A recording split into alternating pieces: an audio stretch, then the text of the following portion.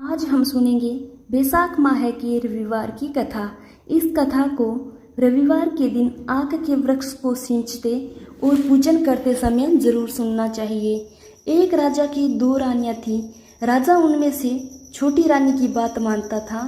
बड़ी रानी राजा और पूरे राज्य की सुख शांति समृद्धि के लिए वैसाख महीने का व्रत करती थी और आग के वृक्ष में पानी डालती विधिवत पूजन करती थी। तो छोटी रानी ने एक दिन राजा को कहा कि बड़ी रानी तो टोने टोटके करती है। तो राजा ने बड़ी रानी को महल से बाहर निकाल दिया और बाहर ही एक कमरे में बैठा दिया और सारे आक के वृक्ष भी कटवा दिए। अब अगला रविवार आया तो रानी ने व्रत रखा और पूजा करने पानी डालने के लिए गई तो रानी को कहीं भी आक का वृक्ष नहीं मिला। तो रानी आगे चलती गई। बहुत दूर जाने के बाद रानी को एक आक के वृक्ष की पतली सी डाली दिखाई दी। तो रानी ने वहां जाकर पूजन किया। ऐसा करते हुए कुछ दिन बीत गए। कुछ दिनों बाद राजा शिकार करने जंगल में गया। काफ़ी देर घूमने के बाद भी राजा को कोई शिकार नहीं मिला। तो राजा आगे चलता गया और एक बहुत ही सुनसान जगह में पहुंच गया। राजा के साथी भी बिछुड़ गए। वहां पर राजा को कोई वृक्ष दिखाई नहीं दिया और राजा भूख प्यास से मर रहा था। राजा के घोड़े को भी भूख प्यास लगी थी। अब राजा ने थोड़ी दूर आगे जाकर देखा तो एक आग के वृक्ष की हिलती हुई डाली दिखाई दी। तो राजा उसके पास पहुंच गया।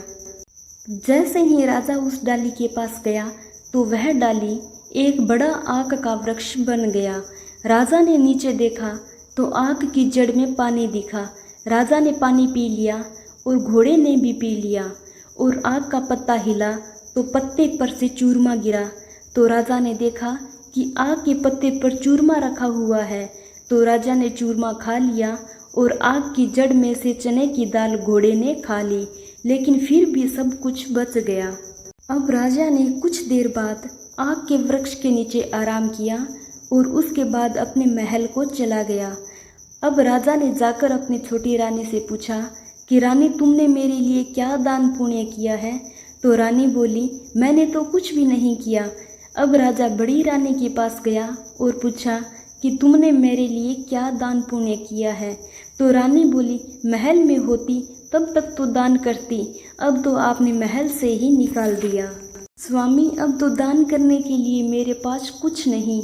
अब तो एक रविवार का व्रत करती हूँ और आग के वृक्ष में पानी डालती हूँ, वह भी आपने छोटी रानी के कहने पर कटवा दिए।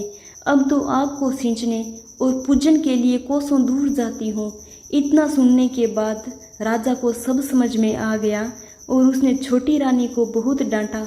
उसके बाद राजा ने बड़ी रानी को महारानी बनाया और छोटी को बड़ी की बात मानने को कहा और साथ ही प्रजा को रविवार का व्रत करने और आग के वृक्ष का विधिवत पूजन करने को कहा तथा नगर में दान पुण्य और व्रतों को विधिवत संपन्न कराते।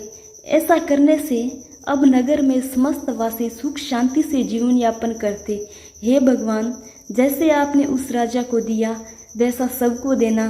कहानी कहने वाले, सुनने वाले और रविवार का व्रत करने वाले, आक वृक्ष का पूजन करने वाले सबको देना।